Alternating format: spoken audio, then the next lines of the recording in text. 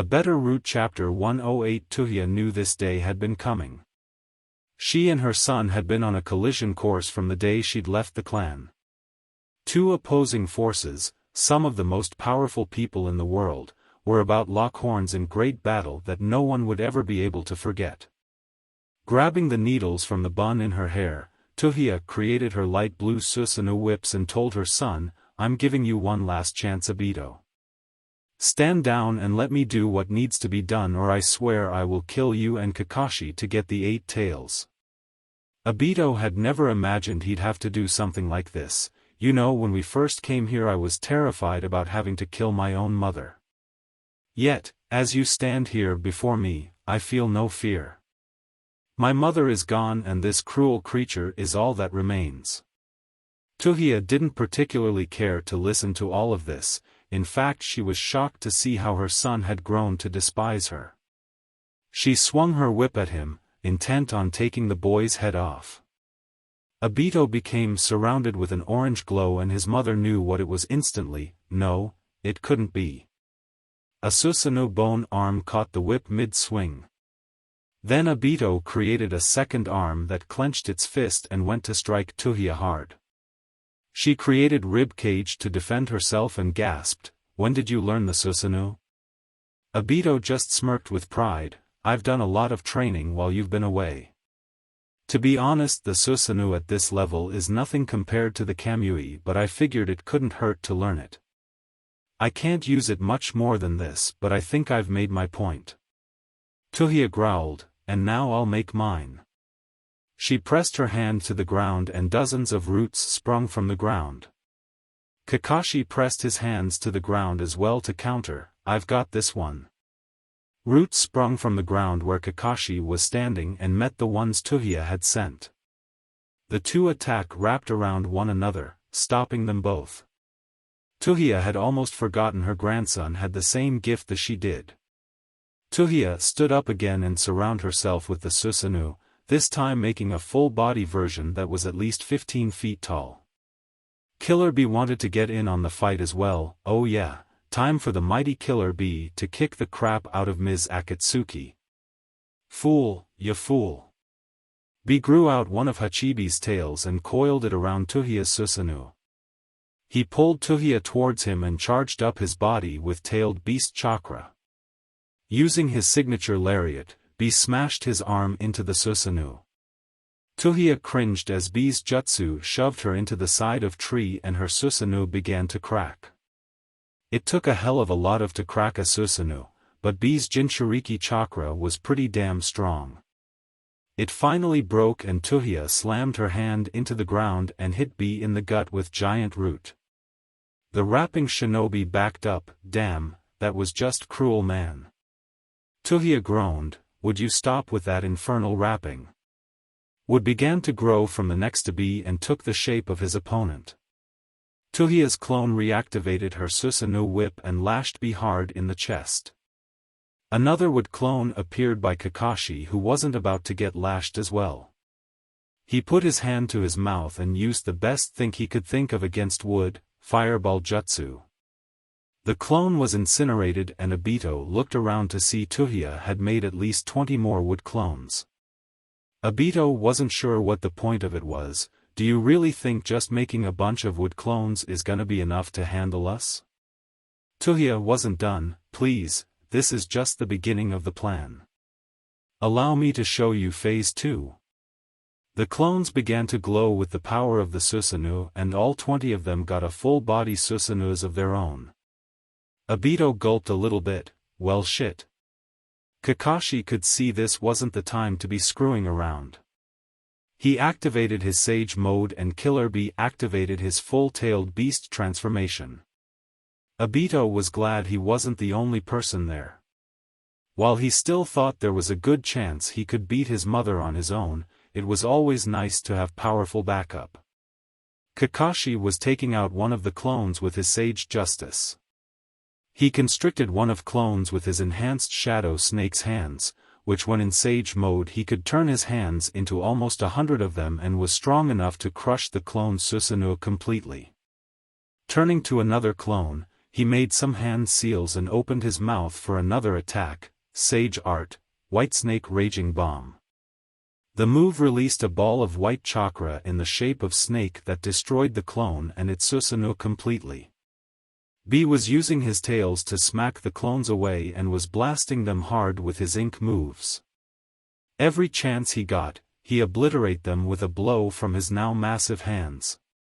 With the clones occupied, Obito could seek out his mother and take her down. This was his big chance to take her on one-on-one. Obito activated his Mangekyo and began to look at each of the clones. Since he saw chakra in colors, it was easy to pick out which one was actually his mother.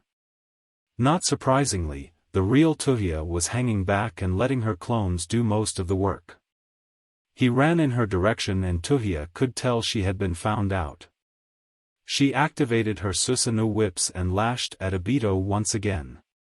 He jumped over the whip and made hand seals for his next move, Blast Wave Wild Dance.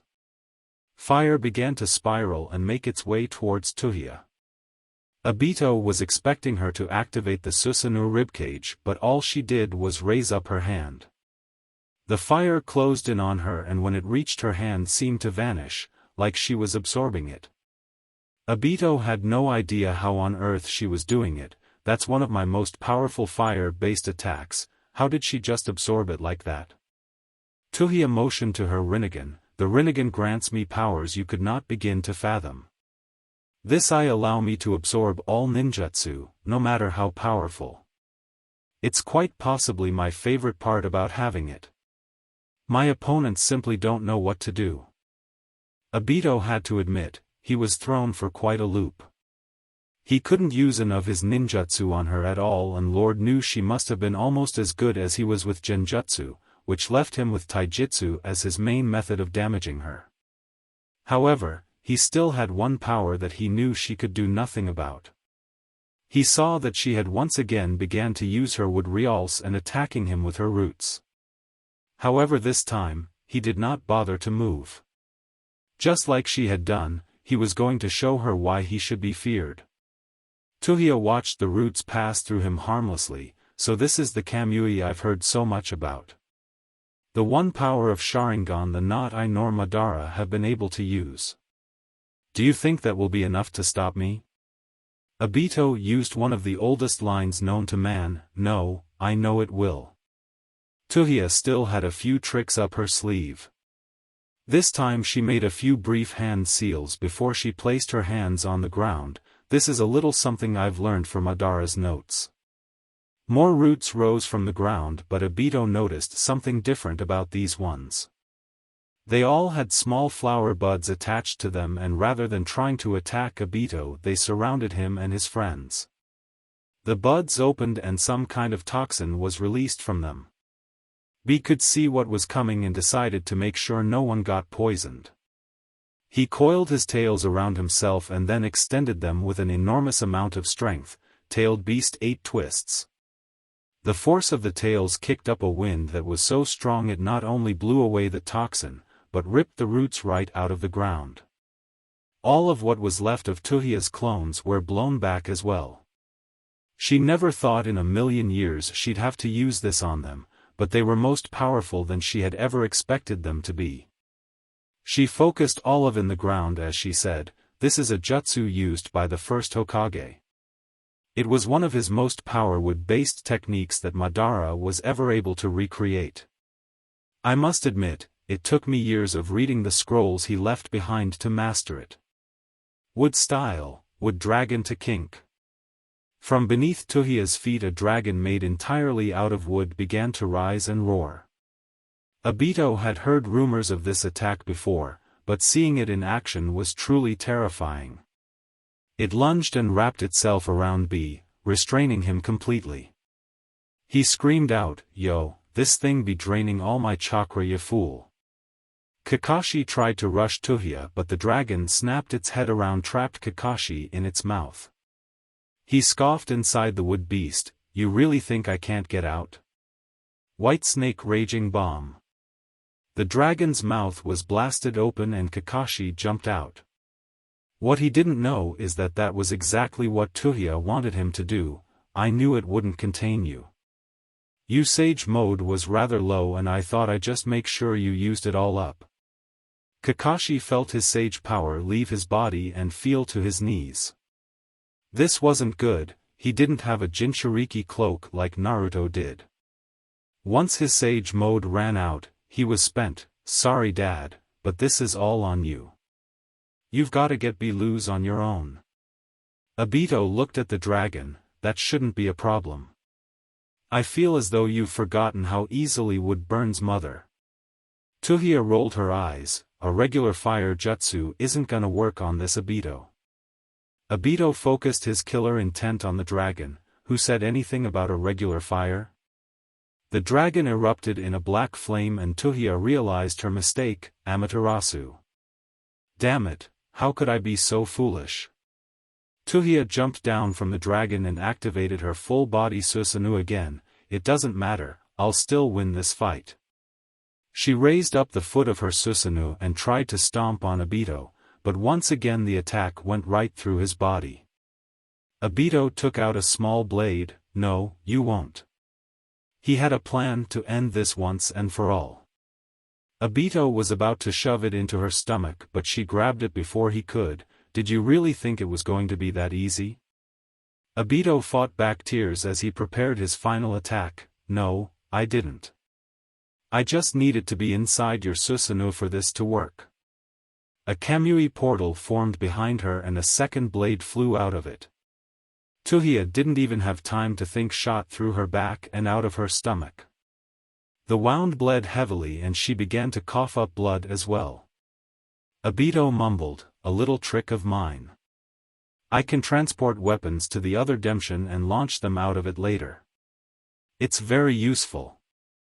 Tuya coughed up more blood and ended her Susanoo. She fell to the ground, barely alive. Obito tried to walk over to her but Zetsu, the true one, not the clone that had gotten Gaara, came up from the ground and grabbed her. Zetsu sank back into the ground with her as she kept coughing blood. This is not over. They vanished and Obito did his best to keep his cool. It was hard to think that he may just have killed his mother, but it had to be done. Kakashi ran up to him. Is he right, Dad? Is it not over? Obito really didn't have an answer. I don't know, Kakashi, I just don't know. See you in the next one.